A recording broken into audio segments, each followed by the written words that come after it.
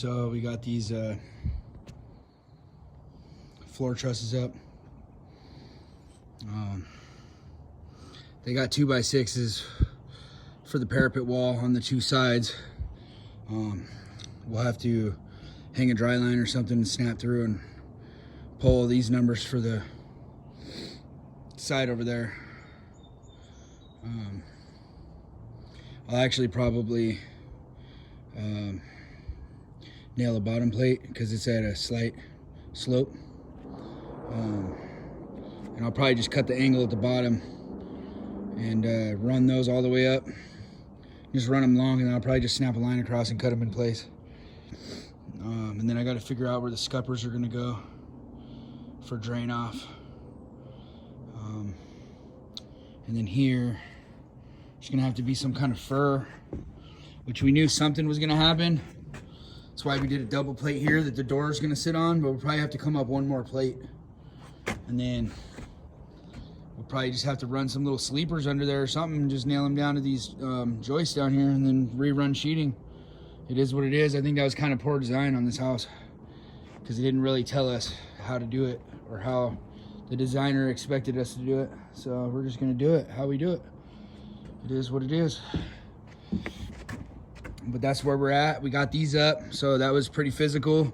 So since we were doing that, and that kind of just burns out your upper arms, then we ended our day doing some easier stuff, prepping to do the last hardest thing here, which is get that 38-foot beam up. But we prepped out, found our outside of world for our post down there, and then got our spacing down, made sure we were square on the outside corner over there. Same thing way over there, and then got these brackets set.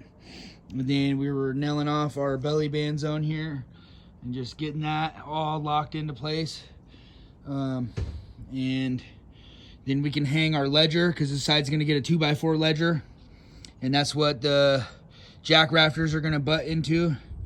And then those will get pressure blocked. And then found our bottom of beam, and then we can snap that through and we can measure down to our brackets over here. So that's what we ended the day with. Like I said, we ended the day with some easier, less physical things, so that way first thing in the morning we can get right back into the last most physical thing, which is hanging a 5.5 by 7.5 by 38 foot glue lamb beam with just two people and no rigging. So my goal is to get that up with just me and him. And if not, if it's just not physically possible or it's burning us out too much, then we'll do something else tomorrow and it'll be fine. And I'll bring a third or fourth guy if I need to. The next day, it's not that big of a deal. But yeah, that's where we're at.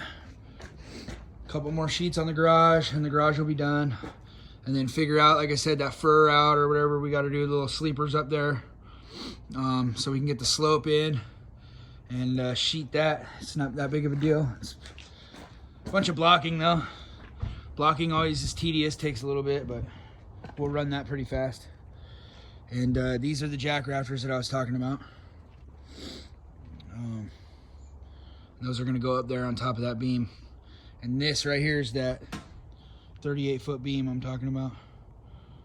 It's not gonna be very fun, but I think we can get it with just me and him, honestly.